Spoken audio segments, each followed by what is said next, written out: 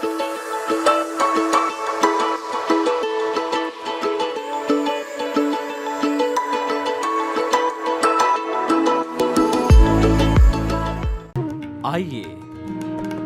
सुनिए, देखिए, समझिए सनातन सत्य। जैसी दृष्टि वैसी सृष्टि, दृष्टि विज्ञान। कुदरत, कुदरती रचना एवं कुदरत के कानून से शाश्वत सुख की प्राप्ति। जोधपुर के परम पूज्य महात्मा उपासक प्रोफेसर डॉक्टर सोहन राज तातेड़ के निर्देशन में सनातन सत्य। जैसी दृष्टि वैसी सृष्टि, दृष्टि विज्ञान।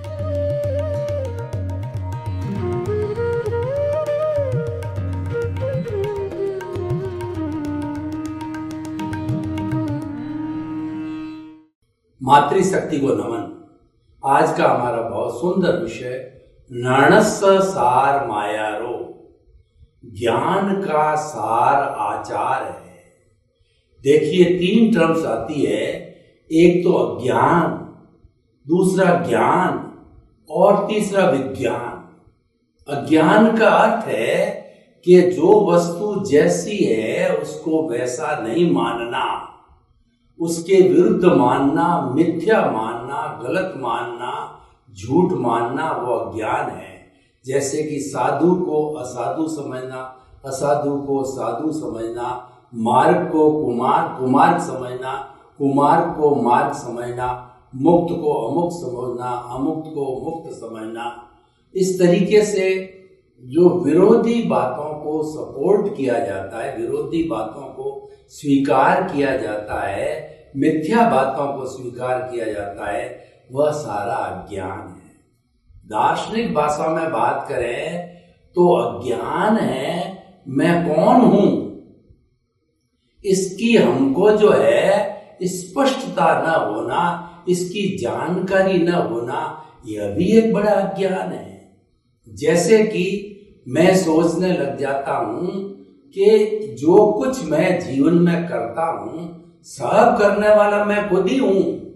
यानी बचपन से लगा करके अगर अपन मृत्यु तक का चित्र खींचे तो जब समझने लग जाते हैं कि धन कमाता हूँ वो मैं कमाता हूँ, घर बनाया वो मैंने बनाया, बाल बच्चों का पालन पोषण मैं करता हूँ, बाल बच्चों को मैंने जो है वह जो पैरों पर खड़ा किया, यह घर मेरा है, ये फैक्ट्री मेरी है, ये धन दौलत मेरी है, और मैं बड़ा लेखक, इंजीनियर, चार्टर्ड अकाउंटेंट, वकील, और जो मैं इतना बड़ा नेता, मेरा इतने जो है संबंध है, सत्ता है, संपत्ति है, सारी चीजों का मालिक खुद को मानना, यानी ऑनरशिप डूअरशिप जो है, यह भी एक बड़ा ज्ञान है।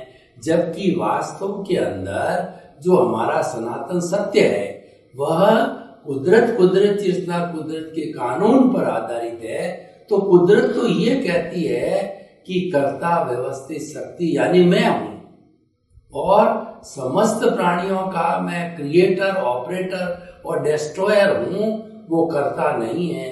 वे भी व्यक्ति अपने अहंकार के वशीभूत अपने आप को कर्ता मान लेता है। यह कर्म बंधन का कारण भी, ये सबसे बड़ा अज्ञान है। इस अज्ञान को मिटाना है, ये तो अज्ञान की बात है। दूसरा ज्ञान, ज्ञान का अर्थ होता है सही स्थिति की, यूनिवर्सल ट्रुथ, सार्वभौम सत्य, अल्टीमेट रियलिटी, सनातन सत्य की जानकारी होना। यह ज्ञान कहलाता है कि आखिर इस संसार की जो है वास्तविकता क्या है, यह जो है ज्ञान कहलाता है। और ज्ञान के लिए गुरु की आवश्यकता होती है, बिना गुरु ज्ञान नहीं मिलता है। गुरु गोविंद दाऊ खड़े और काके लागू पाए, बलिहारी गुरु आपने और गोविंद दियो बताए। गुरु और गोविंद दोनों खड़े रहते हैं तो सबसे पहले हम प्रणाम गुरु को करते हैं, क्योंकि गोविंद के, ईश्वर के दर्शन कराने वाला गुरु होता है। और गुरु की अगर आप परिभाषा करो तो गु का अर्थ होता है अंधकार, रू का अर्थ दूर करने वाला। गुरु वह व्यक्ति होता है जो हमारे अज्ञान रूपी, जो अज्ञान की परिभाषा मैंने की, कर्ता भाव की कही है, तो उसको जो मिटाने वाला होता है वह गुरु होता है। गुरु को एक दीपक की संज्ञा दी है, क्योंकि दीपक को घने अंधेरे में रख दीजिए तो वह उस अंधेरे को हर लेता है। और इसीलिए सरस्वती देवी को भी ज्ञान की देवी कहा गया है। और जब कभी भी हम बड़े ज्ञान के कार्यक्रम करते हैं तो सरस्वती की मूर्ति स्थापित करते हैं, तो दीप प्रज्वलन करते हैं। दीप हमारी जो है ज्ञान, गंगा का ज्ञान यज्ञ का प्रतीक है। तो ज्ञान प्रकाश है, जो अंधेरा है वो अज्ञान है। इस बात में हमें समझना चाहिए, उस अज्ञान रूपी अंधेरे को मिटाना है। ज्ञान के लिए गुरु चाहिए, हमने आपको बताया।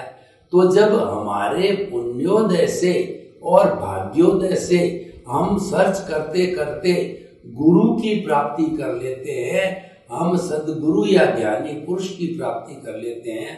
वो ज्ञानी पुरुष हमारे पुण्योदय के कारण हमारे अनंतानुबंधी कसाय को भस्मीभूत करके और हमको कर्ता पद, जो कि कर्म बंधन का कारण था, जो मिथ्यात्व था, जो अज्ञान था, उस अज्ञान को हटा करके अज्ञान रूपी जहर की थैली को कहिए, अनंतानुबंधी कषाय को कहिए, वो राग द्वेष को कहिए, उसको हटा करके उसके स्थान पर हमको जो है आत्मपद यानी अंतरात्मा के पद पर बिठा देता है।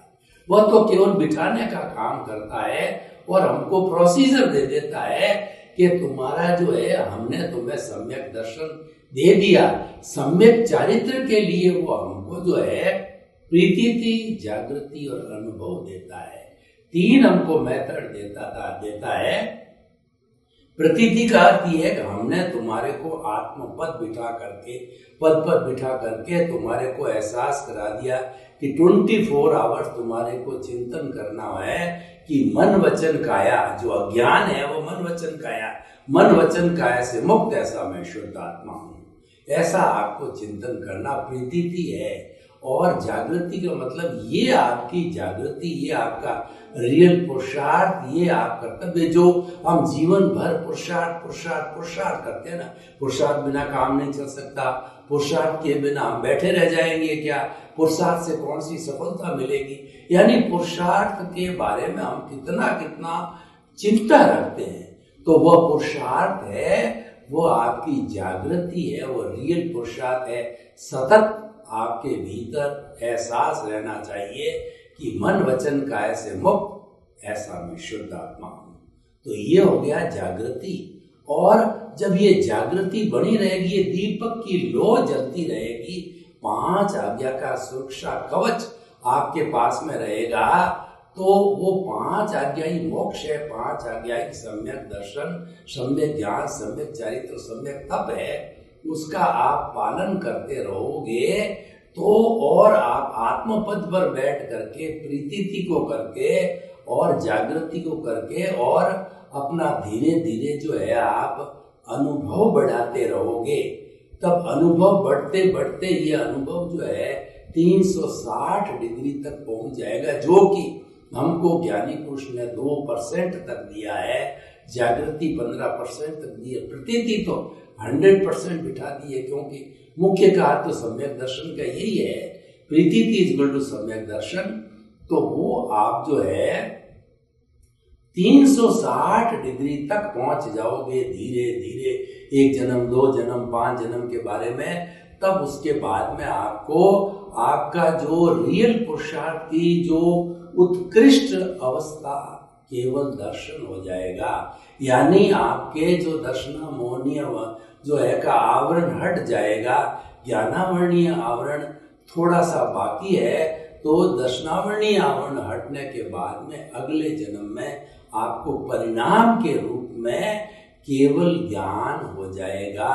और केवल ज्ञानी स्वयं इस औदारिक शरीर के अंदर वो भगवान का रूप होता है, पूजनीय होता है, और उसी जन्म में वह मुक्ति को जाता है। जो 12वां गुणस्थान है वह गुणस्थान वीतराग का गुणस्थान है, वहां पर केवल दर्शन होता है। और 13वें गुणस्थान के अंदर वह जो है वो हमारा जो कहना चाहिए परम पुरुषार्थ का स्थान होता है, केवल ज्ञान होता है 14वें गुणस्थान में। अ उ ई री ल 5 अक्षर बोले। जब जो है वो हमारे शरीर का व्युत्सर्ग होता है, पहले मनोयोग जाता है, फिर वचन योग जाता है, फिर 2/3 काया का योग अवगाना रह करके और हमारी आत्मा सिद्ध बुद्ध मुक्त बन जाती है, सिद्ध शिला में भगवान बन करके विराज जाती है, अनंत सुख के धाम में चली जाती है, फिर कभी भी 84 लाख जीवा योनि में लौट कर नहीं आती। तो भाइयों बहनों, ये होगी ज्ञान की बात। अब देखिए विज्ञान क्या है। विज्ञान ये है 360 डिग्री के जो है अनुभव को प्राप्त करना, केवल दर्शन को प्राप्त करना, यह विज्ञान है। तो इस तरीके से हमारे हो गया जो है अज्ञान, ज्ञान और विज्ञान। तो ये जो है नानस्य सारमयोर का अर्थ हो गया कि ज्ञान का सार आचार है, यानी आपको गुरु ने कृपा करके ज्ञान दे दिया और आप उस ज्ञान को जो है वह जो है वो पढ़ते रहो, उसकी जो है वो परावर्तना करते रहो, उसको धारण करते रहो, उसको बांटते रहो। तो वो बांटने से, याद करते रहने से तो जो है प्रचना, और दूसरा क्या है कि आपकी जिज्ञासा को करना और ईश्वर प्रणिधान, परिवर्तना, ये सब करते करते जो है वो हमारा ज्ञान जो है और विस्तृत होने लग जाता है।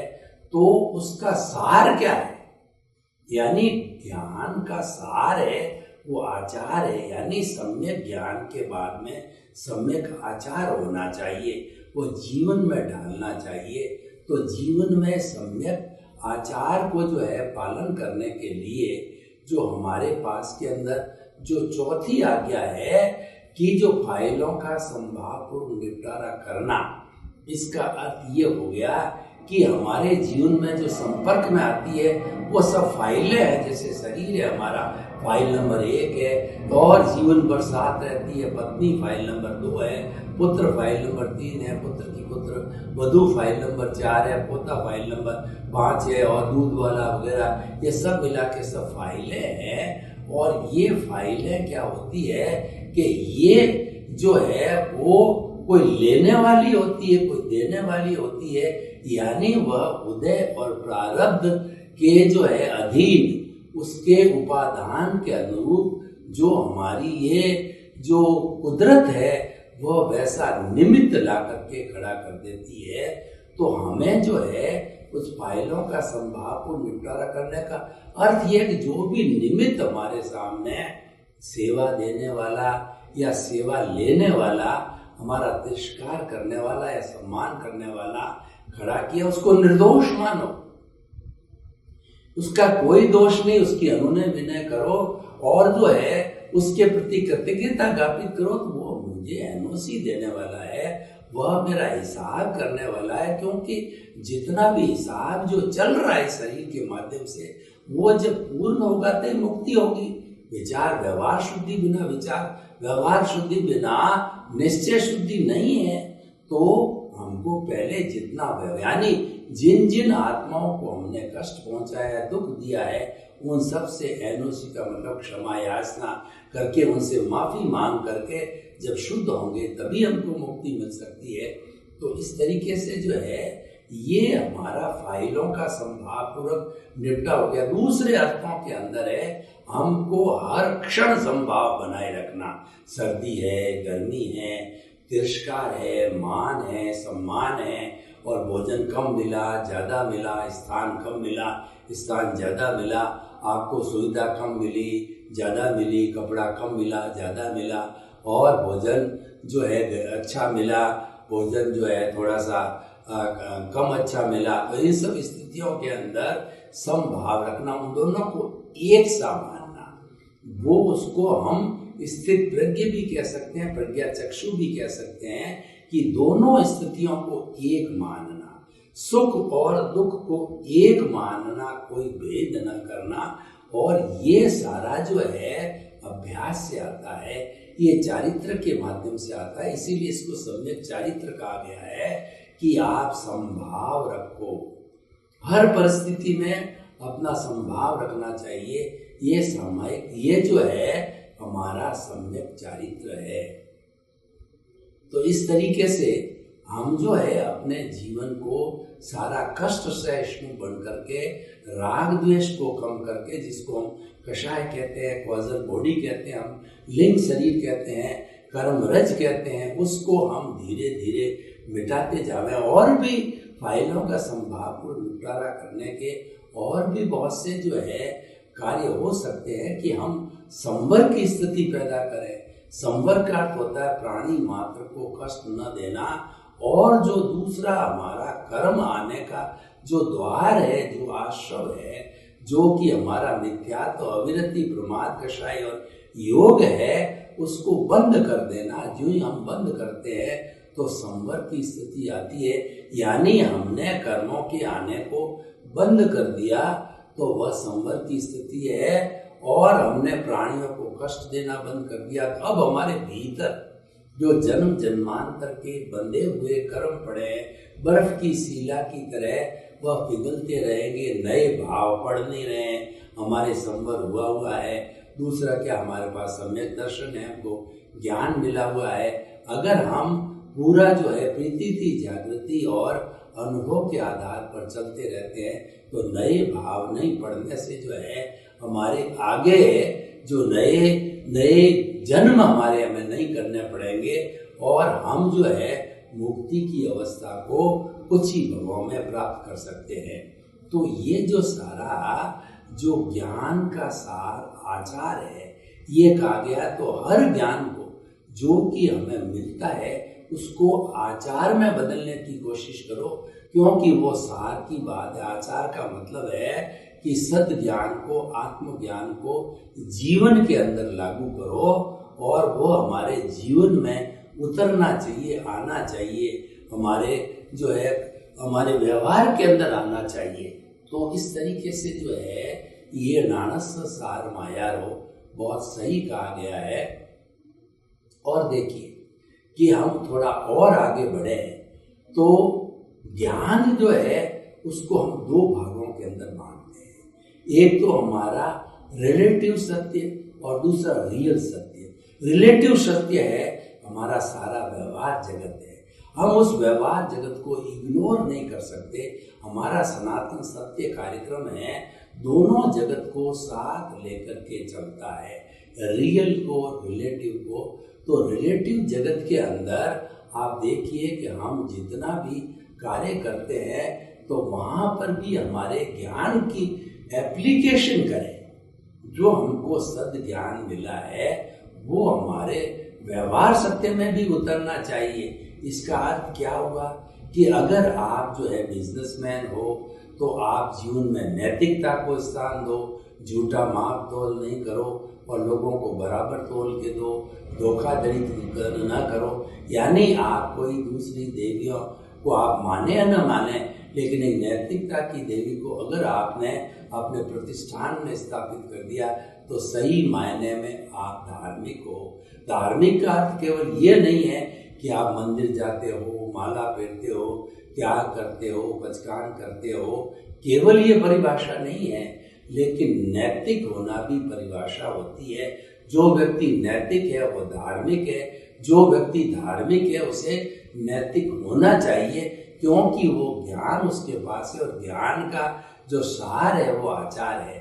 तो कुल मिलाकर के हम जब कभी भी किसी भी लेवल पर ज्ञान लेते हैं तो हमें ये ध्यान रखना चाहिए कि इसको मैं फाइनल स्टेज तक ले जाऊं तो कहाँ तक ले जाऊं, तो वो ले जाना करते वो चरित्र में आनी चाहिए।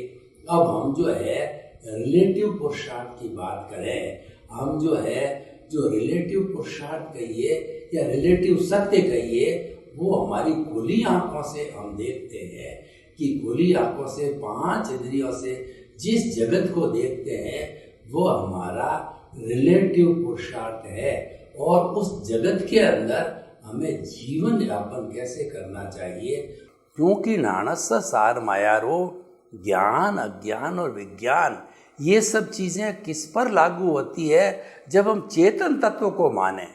क्योंकि जो पांच तत्व है हमारे, जो कि अजीव है और गति सहायक, स्थिति सहायक, समय और आकाश है, ये तो जो वैज्ञानिक लोग हैं जो भौतिक जगत पर काम करते हैं, भौतिक लेबोरेटरी में काम करके सत्य का अन्वेषण करते हैं, वो मानते हैं और अध्यात्म विज्ञान भी इनको मानता है। लेकिन वो उसका अधूरा पार्ट है। अध्यात्म विज्ञान उसके साथ में आत्मा को, चेतना को जोड़ता है और वह चेतना ज्ञान दर्शन वाली है। जब हमारे चेतना को हम अकाउंट में लाते हैं, आत्मा को, तब प्रश्न पुनर्जन्म का और आत्मवाद, कर्तृत्ववाद और जो है वो कर्मवाद और उसके साथ साथ के अंदर कर्मों की 10 प्रकृतियाँ और पुनर्जन्म, बहुत सी बातें, पूरा जितना भी धार्मिक ग्रंथ है उससे भरे पड़े हैं। तो वो ग्रंथों की सीमा कहाँ से प्रारंभ होती है? जहाँ हम आत्मा को स्वीकार करते हैं, और जो आत्मा को स्वीकार नहीं करते हैं वो ग्रंथ उनके काम के नहीं हैं। तो नाणस्य सार मायारो, अगर हम आत्मा को स्वीकार करें, यानी उसके ज्ञान दर्शन स्वरूप को स्वीकार करते हैं, तब ये नियम उस पर लागू होता है। तो इसीलिए ये बहुत ही सुंदर हमारा जो कहना चाहिए आगमों का सूत्र है कि जहाँ जहाँ से भी ज्ञान मिले उसको आचार के अंदर लागू करो, उसको जो है चारित्र के अंदर ढालो। क्योंकि चारित्र के लिए कहा गया है कि if wealth is lost nothing is lost, if health is lost something is lost, and if character is lost everything is lost. यानी हमारी भारतीय संस्कृति आचार प्रधान संस्कृति है। अगर आपका आचार कुछ नहीं है तो आप शून्य हो, आप जीरो हो। और चाहे आपके पास में ज्ञान थोड़ा कम है, दर्शन थोड़ा कम है और शिक्षा कम है, लेकिन आज आपका आचार प्रबल है तो आप पूजनीय हो जाते हो। हम देखिए कि जो साधु सन्यासियों की बात करें तो सभी का ज्ञान एक लेवल का नहीं होता है, लेकिन जिनके चारित्र बल मजबूत होता है वह पूजनीय, वंदनीय, स्तुत्य साधु होते हैं। क्योंकि सार की चीज़ होती है, आचार होती है। देखिए आचार के लिए बात कही गई है कि मेरे पास हाथ में पेन किलर है और मेरे घुटने में ज़बरदस्त दर्द हो रहा है, उस पेन किलर को जब तक मुंह में डाल के पानी, दूध, चाय के साथ के अंदर नहीं गिटूंगा तब तक वह उन कोशिकाओं तक जो कि मेरे जो घुटने के आसपास से नहीं पहुंचेगी तो वो पेन की हीलिंग कैसे करेगी? हाथ में रखने से पेन जो है दूर नहीं होगा, आपको उसको मुंह में डालना पड़ेगा, तब जाकर के वो पेन को कम करेगी। उसी तरीके से ज्ञान आपने ले लिया, सीख लिया, पढ़ने में, लिखने में, बोलने में और समझाने में सब कुछ आपने महारत हासिल कर ली है, लेकिन जब तक वो चरित्र में नहीं ढलता है उसका बहुत ज़्यादा उपयोग नहीं है। इसीलिए जितना भी ज्ञान है उसको जीवन के अंदर डालने की कोशिश करना चाहिए। इसका अर्थ क्या हुआ कि हमको इंट्यूशनल बनना चाहिए। जो लोग ज्ञानी आजकल पढ़ाई लिखाई करके बड़ी बड़ी graduation, post graduation, doctorate, post doctorate की डिग्री लेते हैं और डिग्री लेकर के जो जो ज्ञान वो प्राप्त करते हैं उसको जीवन में नहीं उतारते हैं तो वो मात्र विद्वान होते हैं, लेकिन जीवन में उतार लेते हैं तो वो पंडित बन जाते हैं, वो इंट्यूशनल बन जाते हैं, और नहीं उतारते तो इंटेलेक्चुअल, केवल विद्वान तक ही सीमित रह जाते हैं। इसीलिए हमें जो है इस ज्ञान का बहुत अच्छा उपयोग करना है तो इसको चरित्र के अंदर डालो, एक्शन के अंदर लाओ, इसको काम में लाओ, और इसको जो है वो खाली थ्योरी तक सीमित मत रखो। तो अब देखिए हमने जो है अज्ञान, ज्ञान और विज्ञान की बात कही है, तो हमारा जो चारित्र में ढालना है वह विज्ञान की परिभाषा में आता है। विज्ञान किसे कहते हैं? किसी वस्तु के व्यवस्थित ज्ञान को विज्ञान कहा जाता है, यानी व्यवस्थित ज्ञान। व्यवस्थित ज्ञान कौन सा होता है कि जो जीवन में डाल दिया जाता है। अतः हमें जितना भी ज्ञान जहाँ से भी मिले उस ज्ञान को जीवन में, चरित्र में डालना चाहिए। सर्वे भवन्तु सुखिनः, सर्वे सन्तु निरामया। लोक के सब जीवों को सुख मिले, शांति मिले, आनंद मिले, प्रेम मिले, सौहार्द मिले, सभी हिल मिलकर भाईचारे से भातृत्व भाव से हम हमारे देश के अंदर, विश्व में वसुधैव कुटुम्बकम बनावे। आपके प्रति मंगल भावना। ओम शांति, ओम शांति।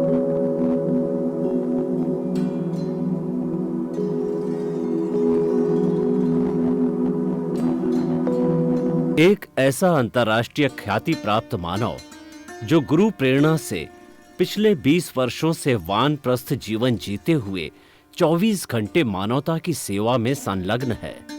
एक ऐसा मानव जो अभी राष्ट्रीय, अंतर्राष्ट्रीय टीवी चैनलों पर 7,500 एपिसोड के माध्यम से सनातन सत्य, आत्मविज्ञान एवं पुनरुत्थान, व्यवहार एवं निश्चय जगत के जीवनोपयोगी विषयों पर हृदय स्पर्शी प्रवचन कर चुका है।